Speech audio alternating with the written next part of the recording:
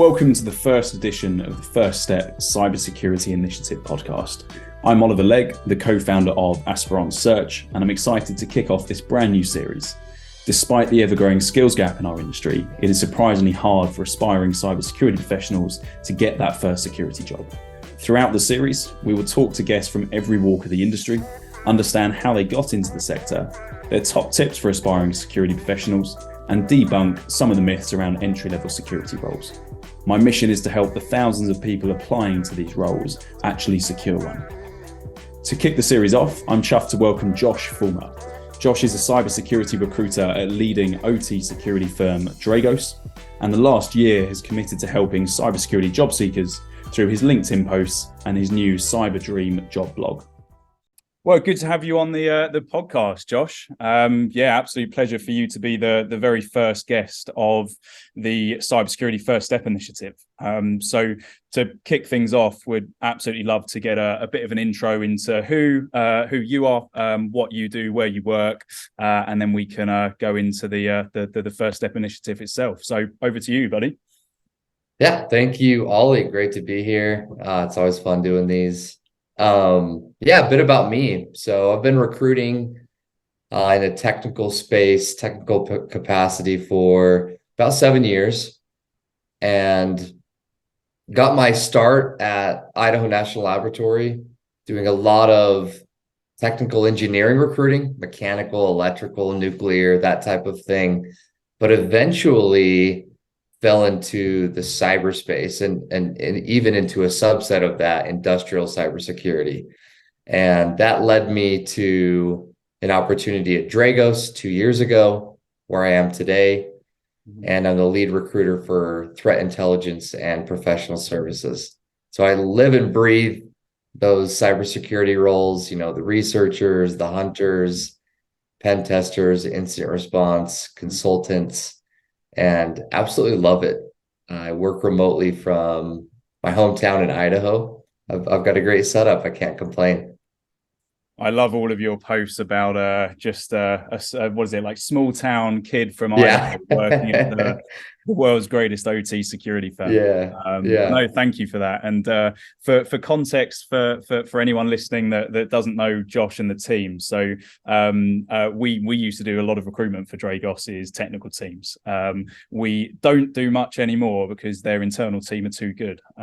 So there were your way of recruiting is I'd say what most internal teams would aspire to do. So solid work to you and Nick and Matt and Bill and the guys. But no, absolutely pleasure to have you on this first one. So awesome that you're going to be one of the mentors of the FirstStep Initiative as well. That's great. It's all focused around helping aspiring security professionals get that first job. So you have a really good following now. So what, 33,000 LinkedIn followers? Somewhere around there. Yeah, it's been crazy. So tell the listeners what you've been doing the last 12 months. And the type of content that you've been posting.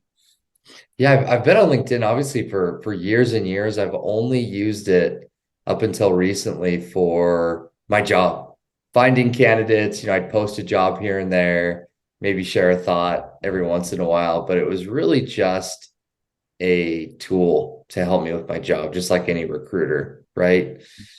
I came to Dragos in May of 2021. Had an awesome start to that job. It was lots of volume, lots of head down, recruiting around the world. And then last April, so about a year after I started with Dragos, I started noticing the impact some other folks were having on the platform, just big audiences and big content engagement. And I thought, I should start dipping my foot into that and see what happens. And really the initial thought was to gain awareness for Dragos. We're a late stage startup, and in some ways we were very well known in some spaces, in other areas not so much. So I thought, if anything, it'll help me become a magnet for candidates. It'll help build the Dragos brand and awareness. And I needed something to write about. My goal was to write every day. And so I thought, I've been, found a lot of success in my own job journey. I know how this whole game and this whole process works pretty well. So I thought I will double down on helping cyber job seekers. I'll just post advice and see where that takes me. And it kind of took off from there, yeah, like you said, up to 35,000 followers after about a year. Started a blog that goes a little more deep into these topics. And it's been a ride. It's been amazing. But my goal was, on LinkedIn, you hear a lot of, you should network, you should polish up your resume, you should optimize your profile. But not many people were saying how. It's great to network, but how? What does that mean? And so I really wanted to give practical, kind of tactical advice to those that were out there struggling at all levels. Obviously, a lot of entry level folks trying to get in the industry need a guiding hand, and so I thought I could be that. Yeah, awesome. No, it's good story. And in terms of building a personal brand, you've smashed it, to be honest. So it's been fun. Your last point is the most important for this series of podcasts, right? Which is the entry level folk. Because there are thousands and thousands and thousands of people, and you must get them reaching out to you on like multiple people per day, desperately trying to get that first job in security. And it's really freaking hard. Like people are sometimes taking years to get that first job. And in some instances, they've got a cybersecurity degree, or they've got a networking degree, and they still can't get the job. So why do you think that is? Why do you think it's so hard? What are the underlying issues with the industry where there's a huge skills gap, but people can't get into the industry? Why do you think that is? I always talk about this example. I have a brother who's an accountant. I have a lot of friends who ended up being doctors. And so I've sort of seen those career paths unfold. And accountants here in the United States, it is a structured path. You can't skip any of these steps for the most part. Now there's exceptions. Get a bachelor's in accounting, get a master's in accounting, pass the CPA exams, get some sort of internship, or maybe you just land a full-time job right out of that, and then boom, you're on your way. It's like degree, it's a national standard certification, and then that just makes you marketable, and you can go crush it with those credentials for the most part.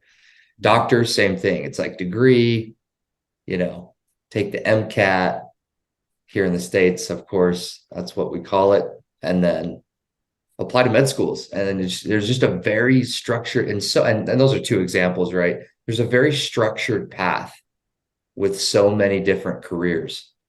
For some reason, that is confusing all of us in the industry, is there never was a standardized, widely accepted path to go from zero to hero, sort of from nothing to your first job in cyber. It's completely different for everybody. Now, I think there's themes like, are you more competitive with a degree? Probably. If you already have a leg up with some sort of network at the start, that can certainly help. But I think it's hard because there isn't, like other career fields and disciplines, sort of a widely accepted, again, kind of standard way, an accepted way to go from here to here. And so people kind of get confused about, and there's so much noise in the market. There's so much education resources. There's so many degree programs. There's so many positions as well. And so I think someone starting out gets really confused with all the overflow of information and options out there in the world. And it's really hard to distinguish, where to go from there. I think that's been my observation. Yeah, interesting. And I've always got this feeling, and I mean, this is a topic on LinkedIn as well, but that people seem to only think of one thing, which is, I want to be a hacker. Oh, I want to be a pen Yes. I want to be without the realizing sexy jobs. Yeah. exactly. And you see the top 7% on Hack the Box or whatever Yeah. the other platforms are. Hmm. Without realizing that actually that's just one very, very small part of one area of security. Exactly. There's so much more to it. What how responsible are companies though? How responsible are individual Yeah. businesses There's an other side to and that. individual security leaders for the skills gap? Because I think that's something that's not necessarily talked about, is the industry's own responsibility and the industry's own Hmm. ability to change this. So what's your take on that? Yeah, I think every company is different. It's hard to pinpoint, an industry theme, but I think the problems are probably everywhere and very similar. When a hiring manager or a team or a small company maybe has a need, cybersecurity is sort of a high pressure situation. If I'm responsible for the cybersecurity of my company, I want really good people on that team. Mm-hmm. And and the teammates I have, or the team I'm managing, also want really solid people. Well, what does that look like? It looks like someone with experience, right? Or someone who's sharp or can prove their value. Mm-hmm. And I think that there's an issue there of we kind of overlook. We have a candidate in mind, we have our own bias, and we kind of just stick to that. And then companies get in this revolving door of just regurgitating these job descriptions that just require a lot of unnecessary stuff, Mm-hmm. and maybe requirements beyond the scope of what a position should be at that level. And so I think in an effort to bring the best talent in, because I'm responsible for the security of my company, I need the best. I want really good candidates. They build these job descriptions that in some ways are eliminating a lot of the crowd, or in some ways, aren't opening the door. Because I'll do this routinely. I'll just go peek at junior entry level titles just for fun. And it's kind of funny how the things they're asking for, right? I know you have to start from somewhere. You can't just hire anybody off the street. Um, but I think there's a culture of, wanting the best and maybe just shooting for the moon Mm. instead of, something a little bit more reasonable. And then, of course, we can talk all day about the whole culture around hiring. Like it's ineffective, it's inefficient, it's Mm-hmm. not fair how candidates get treated. There's a lot working against folks out there, I would say. For sure. And yeah, I'm definitely of the opinion that actually the main issue with the skills gap is the lack of companies and individuals willing to hire Yeah. inexperienced talent. Hmm. And there's outspoken security leaders on LinkedIn shouting about the need for entry level security jobs, Yep. but then all they're Yeah. hiring for is experienced security jobs. So Principles. it's Yeah. yeah, it's kind of Crazy.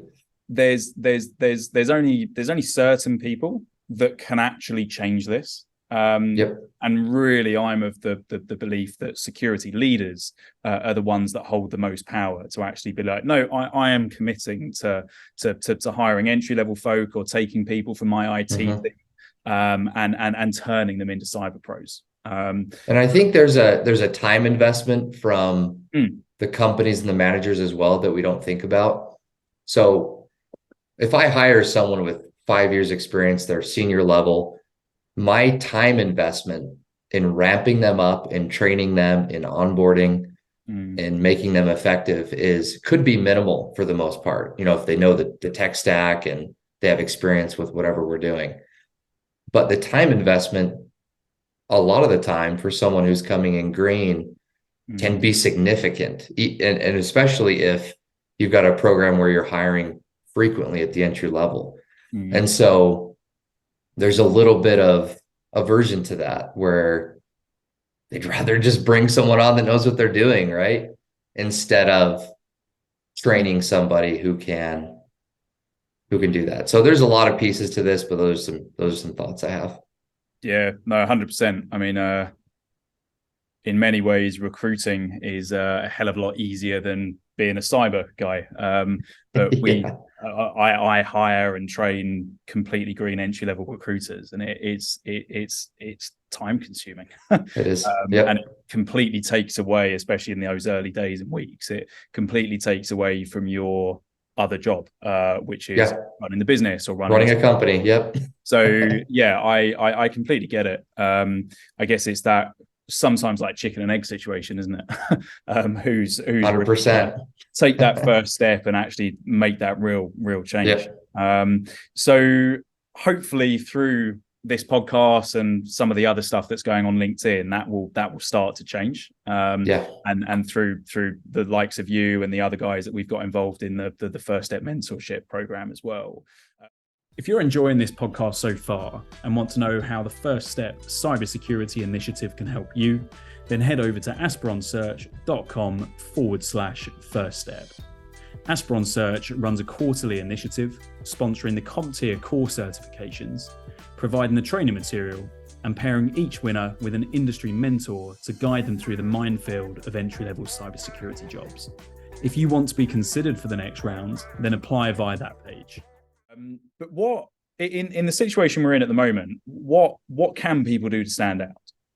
Yeah, it's a great question.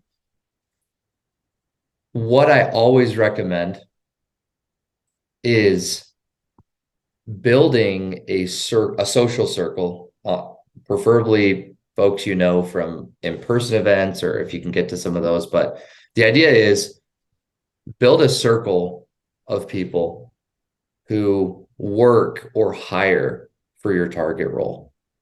And that takes time. If you are just Mr. Applicant or Mrs. Applicant from the street, you submitted a resume without any other effort, you're essentially invisible.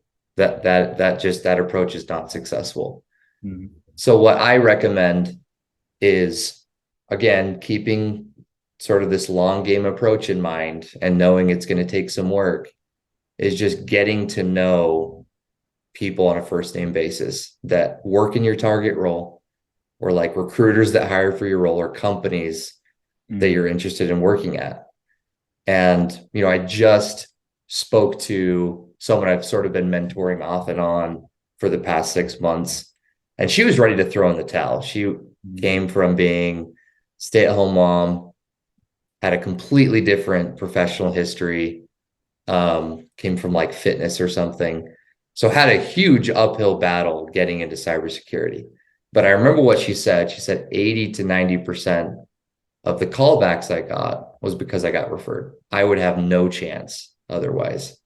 And that's not always the case. I hire plenty of people that submit a resume and we really like what we see. That can happen. But I think as an industry, I think that's less common.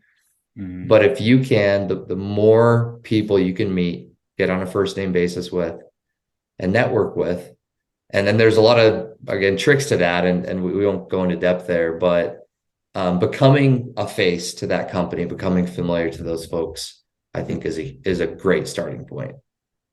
Yeah, awesome. Yeah, I read your post, I think it was this week, about how you got the Dragos role. Committing 6 months or 3 months of commitment to one company to network and get in there, and it worked. I guess I can't argue with that advice at all.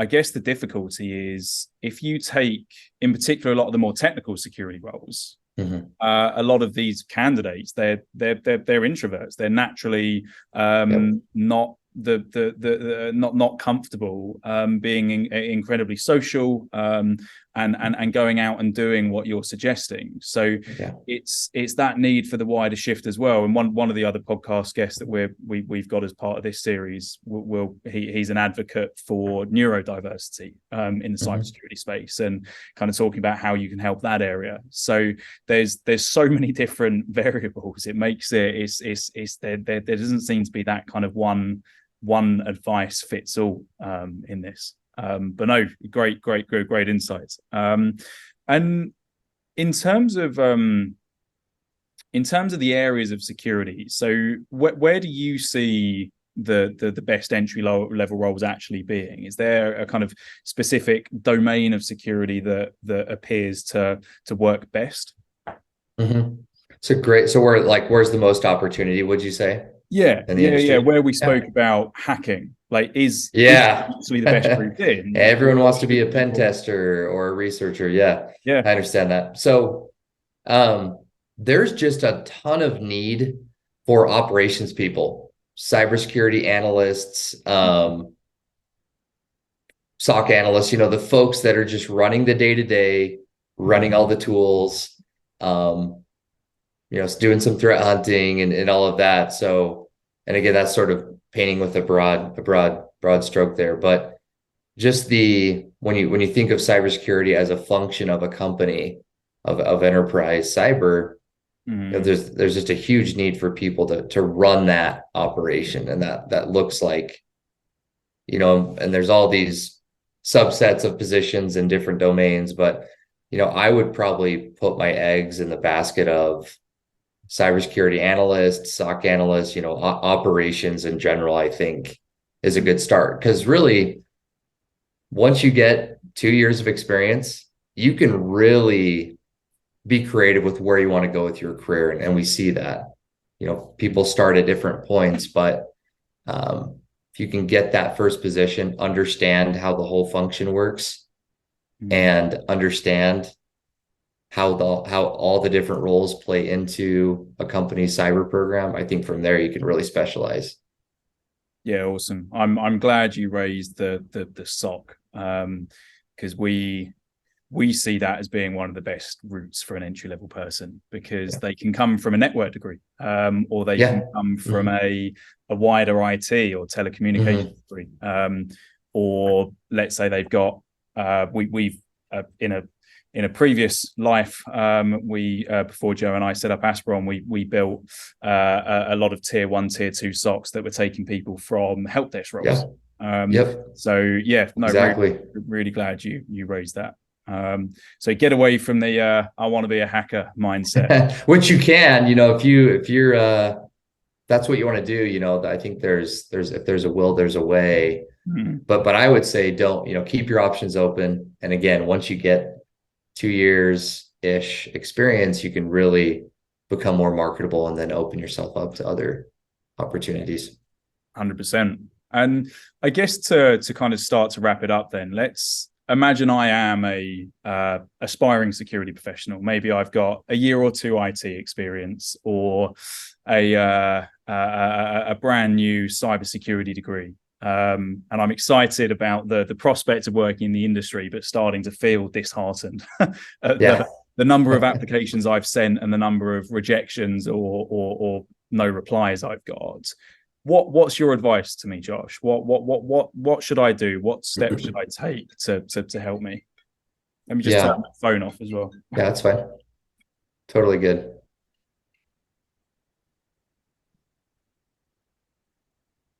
I asked the team to leave the office, but they've not taken so that's a great question. And I'd say most people are in a similar situation with that aspect.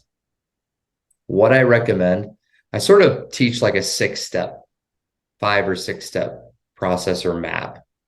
It's sort of a logical approach to the whole job search process. But number 1 would just be very specific.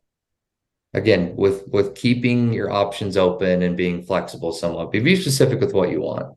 You don't have to pour your heart and soul into one role. It can be maybe 2 or 3 where they have some sort of common ground on requirements or skill set, but really have a clear vision. Either I want this job, or I want to work at this company, or I want to work in this industry, have that defined.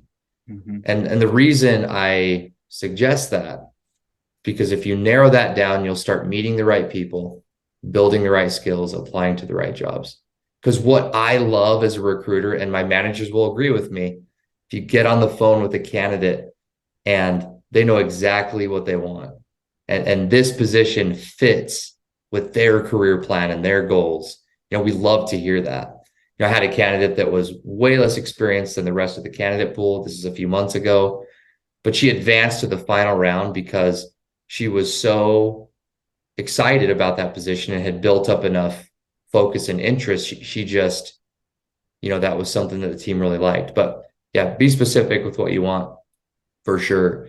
And back to your introvert comment, it's hard to meet people, but that's essential. I just start with, hey, find somebody that works in that space or in your target role, perhaps, but maybe they have something in common with you. Do they come from the same background, same school, same boot camp, even live in the same location? I mean, just start with something basic and just start getting some introductions made and some momentum there. But you also have to just market yourself really well. Resumes and LinkedIn profiles are really important. I see a lot of bad resumes, so they need help, and so do you, I'm sure. Yeah. And then really, stay active online, join those conversations. And then once you build momentum with a network, you're more focused. I think it's only a matter of time. That's been my experience. Is if you can laser focus on a certain discipline, folks within that space, companies within that space, I think it'll happen for sure. Yeah, awesome. No, love that. And the expectation it's going to be hard, I think, is important. Never easy. Yep, it's you get the lucky ducks who have some sort of connection, or maybe they just get hired. But Yeah. I also worked with a candidate who, on paper, stellar, top college certifications, internship experience, and that took several months and tons of ghosting and rejection and all of that. So take it for what it is. It's going to be an uphill battle, but given enough time, you'll get there. Yeah, awesome. Well, I really appreciate all the tips and the advice. And absolutely. I mean, like we said, your blog and your LinkedIn content, and then some of the other podcasts that you're going on as well are going to help these people. Absolutely. So how can people follow you, Josh? What are your socials that people can like and follow?